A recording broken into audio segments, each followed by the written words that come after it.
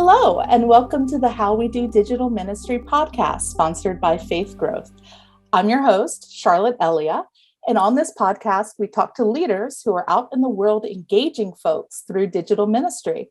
Today, I am delighted to have Reverend Bosco Peters with me. Reverend Peters, please introduce yourself and give us some first thoughts on your project and your work, please. Hi, so I'm Bosco and I live in New Zealand in Christchurch and Aotearoa, and it's wonderful to be part of this project of this podcast.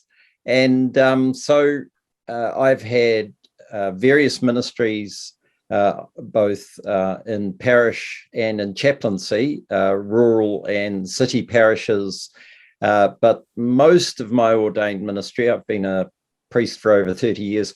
Most of my ordained ministry has been in an Anglican secondary school for boys in Christchurch, Christ College, and I was chaplain there for 24 years, and I've just recently retired from that. The idea of liturgy.co.nz, it sort of grew. In 1989, the Anglican Church in New Zealand produced a new prayer book, and it was quite revolutionary in many ways. And a lot of people started floundering about how do we implement it. And the diocese asked me to produce some simple instruction sheets, and that grew into a book celebrating Eucharist. And then I had this PDF of this book. The book was a gift to the church. I wasn't doing it for profit or anything. And so I had this book, a PDF form that I wanted to share with people for free. And so bought the liturgy.co.nz site and just put it on there, and then was really surprised. Lots of people started coming. So I started adding more and more to it, and it sort of grew from there. I've had a lifelong passion about spirituality and prayer and worship, and those things are what have driven my life and my ministry. And the website has been part of that. And from there, other bits and pieces grew: Twitter, Facebook, social media, and so on. And it sort of expanded surprisingly for me, really, from there. What has surprised you most about that expansion and now having truly a global community around your work? I mean, any opportunities or encounters that have come from that? What surprised me is the growth of it.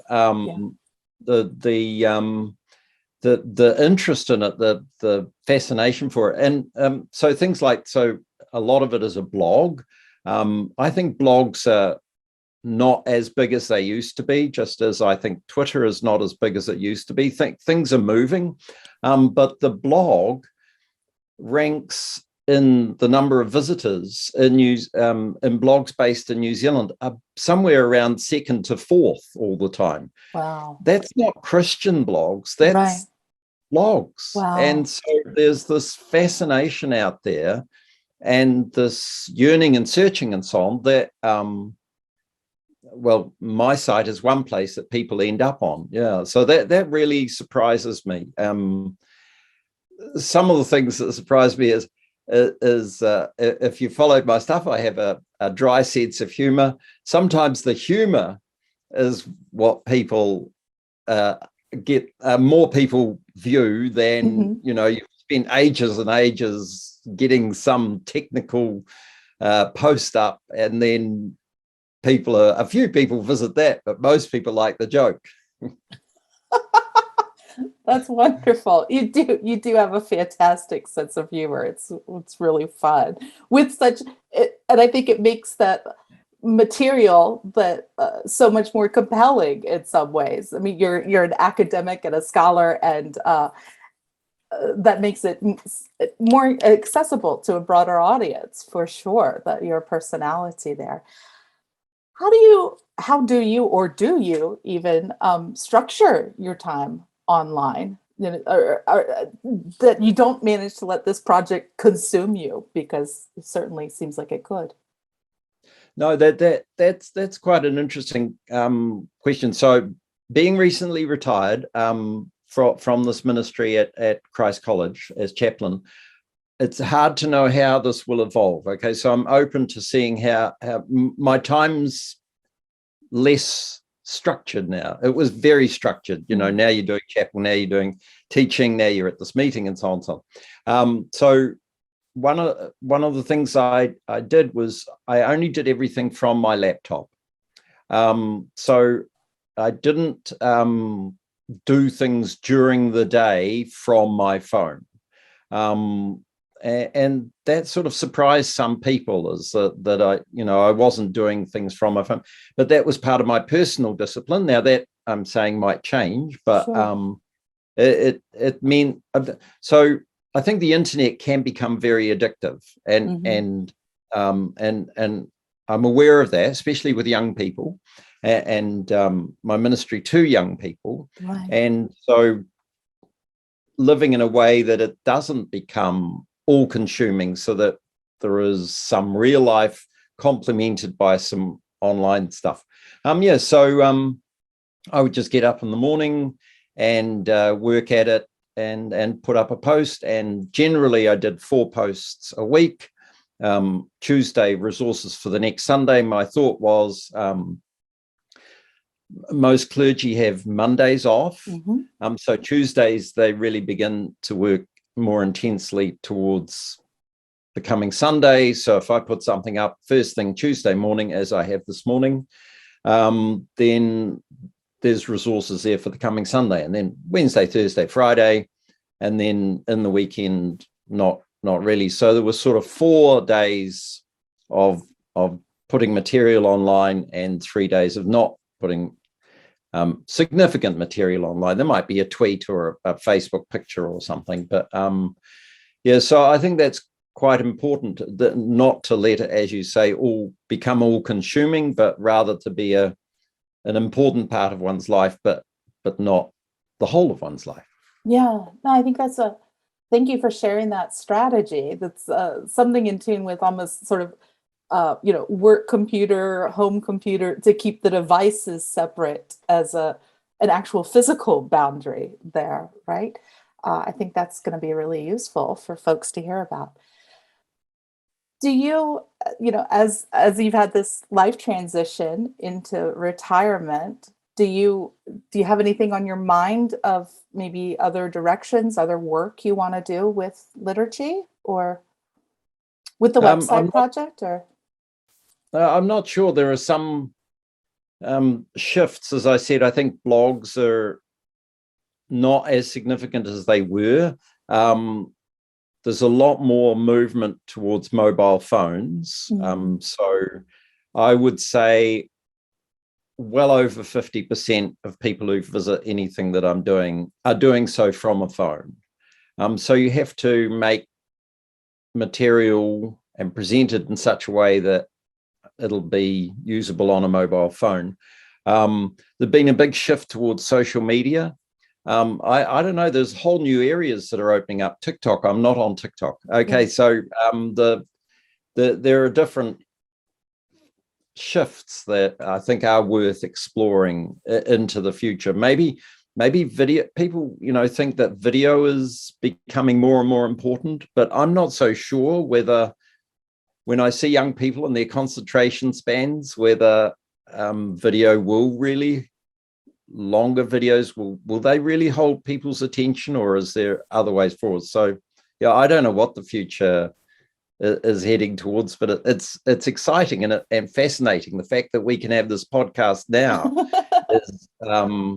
is something that wasn't possible 10 years ago. People wouldn't have thought of doing it. Yeah. Oh my gosh, I'd love to see your TikTok channel. I'd subscribe to that for sure. But you're right, there's a challenge too with the kind of material that you're presenting as well, being the text commentaries, that lend themselves obviously to some mediums better than others. But you bringing up some of the trends that you're seeing, are there works other people working in digital ministry that you follow, or things that you are excited about that you see happening? I think that COVID has shifted things significantly, and it'll be very interesting to see how that all develops. So prior to COVID, I would often say to people, hey, you need to get your website better. Right. You need to get your social media presence improved and so on. And still some of it is not very good. I've just recently been traveling around New Zealand, and to try and find out when church times are, where church times are, this should not be difficult. And it is, often it is. And often the material that's online is incorrect or contradictory and so on. You arrive at a church and it's not that time, right. And so on. So COVID, I think, has helped a bit, but not yet enough. So people used to say, oh, no, it's impossible to do this. Now, when I go to church, all that's sitting there is there's a bracket on a wall against a pillar and a phone, and somebody pushes the button and the service is live streamed. Well, that is a COVID thing that's happening that wasn't there before. People are saying, oh, well, actually, this is very easy technology. The technology's got easier as well. So, yeah, I think that people are online more, and there will be more of this kind of thing. The other thing that will be interesting to see is, will people stop going to church? Well, a lot of people have obviously stopped during COVID isolation periods and so on. A lot of people are watching online services, but they could be from anywhere in the world. Yeah. And when we get through this into whatever post-COVID is, a lot of those people, I wonder whether they will stay at home and think, actually, what I'm getting online here is better than what I'm able to get down at the local church building. So there's a lot of future things that I can't predict what it'll be, but we've got to keep reflecting about it, I think, and be honest with ourselves about it, not pretend, hey, we've got everybody's back or something. Right. Indeed.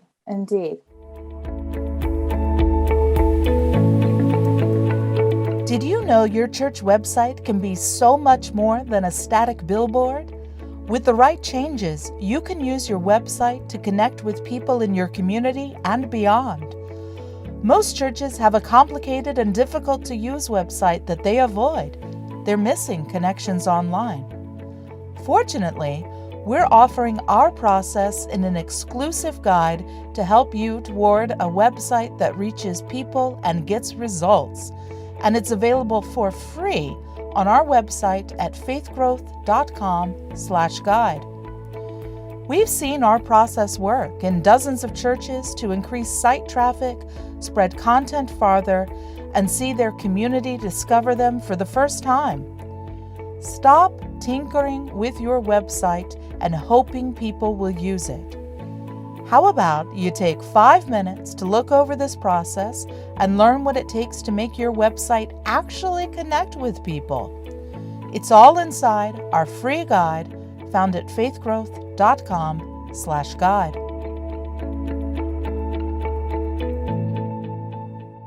I want to read this sentence from your website, sort of, I think, a mission statement here almost, but this idea, we need to work together to put worship and spirituality to the forefront of our life and thinking as the foundation and goal of our Christian life.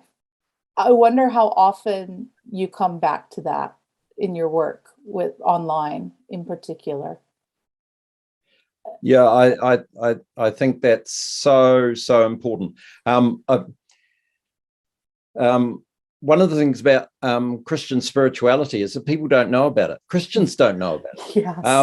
And so when people suddenly go, I'd like to explore the spiritual dimension of myself, they very naturally go, for example, to Buddhism. Now, I think that's I've got nothing against Buddhism. I've learned a lot from Buddhists. They know I'm very respectful towards them, and the Buddhists I know realize that actually the Christian spirituality that I try and live is much closer to them than a lot of people realize.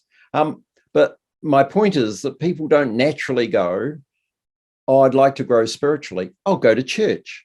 They tend to go, I'd like to grow spiritually, and I will learn how to meditate from the local Buddhists, or go online and find out how to meditate using Buddhism, and not realize that within the Christian tradition, there are these great meditation, contemplative traditions and so on.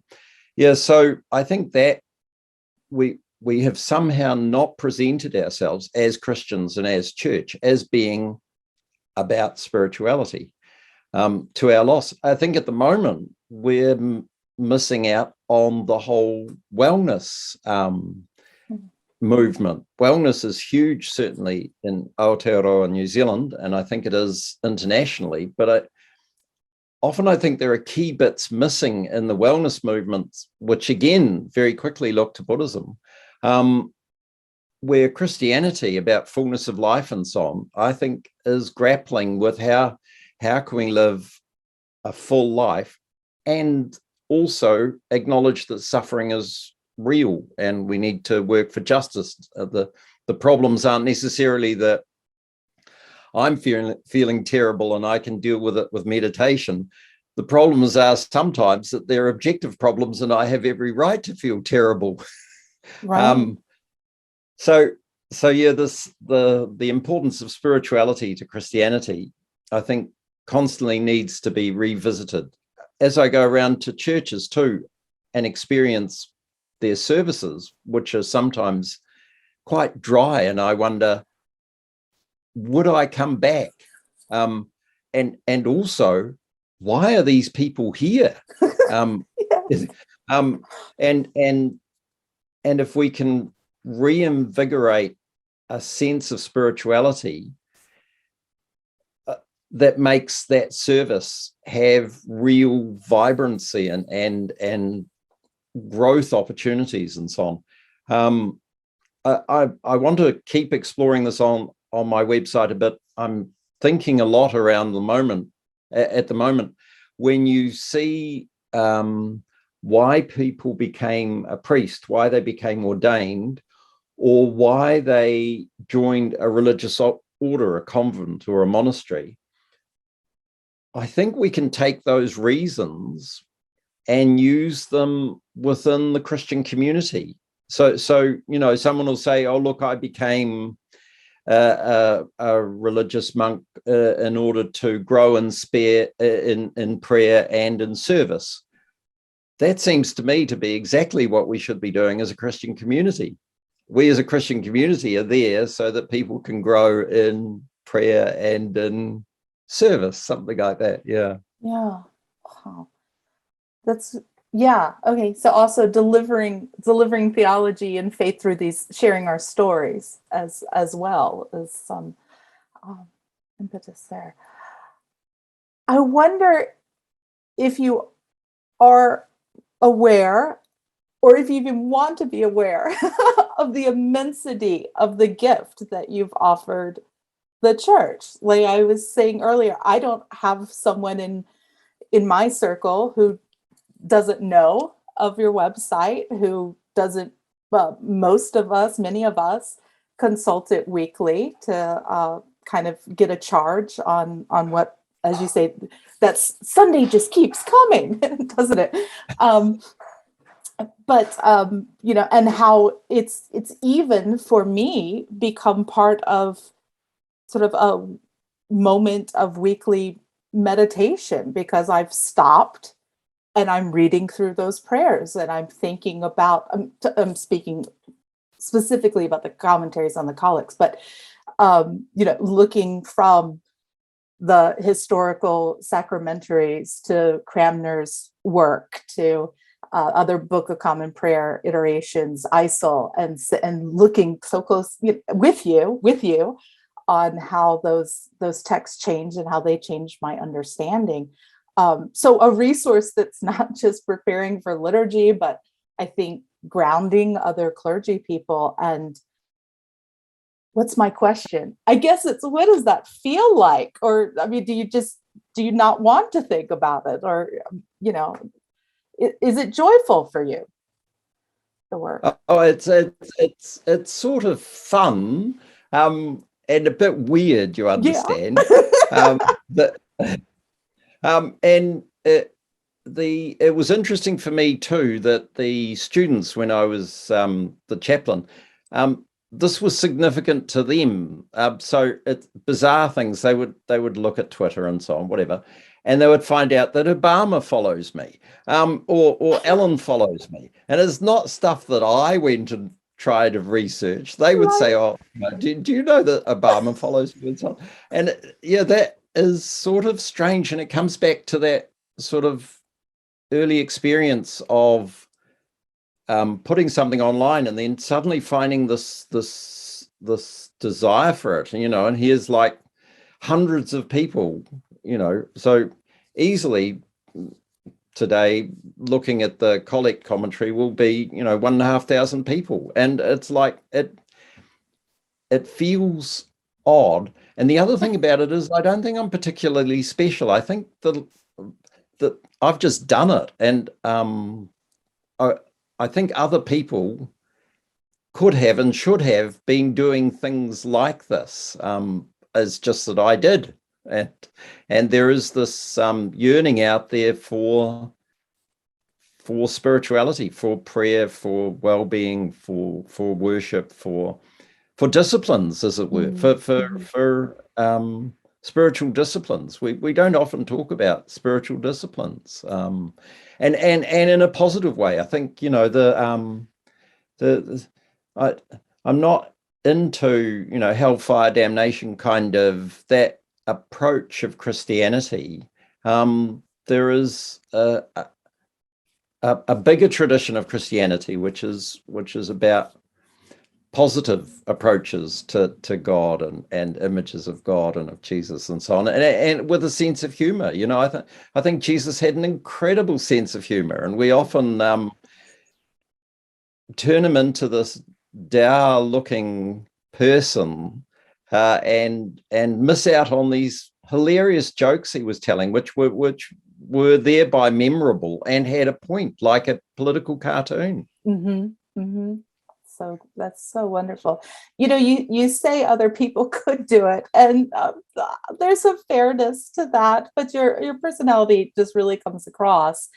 But I do think there's something to be said about the strength of good content produced consistently, which is something that, we could all have counted on. And for how long exactly has this been going on? Oh, so the website's 2006, so that's 16 years. Yeah. Wow. Wow. To think of all of the time you've given us is just, thank you. Thank you. I wonder, as you think a little bit about, and particularly how the pandemic has altered, well, everything, but the life of the church, what you see, try to cast a little bit of vision for us as far as things that you see the church trying to do that just aren't working, things that you think maybe we need to dial in and really focus on more, perhaps. I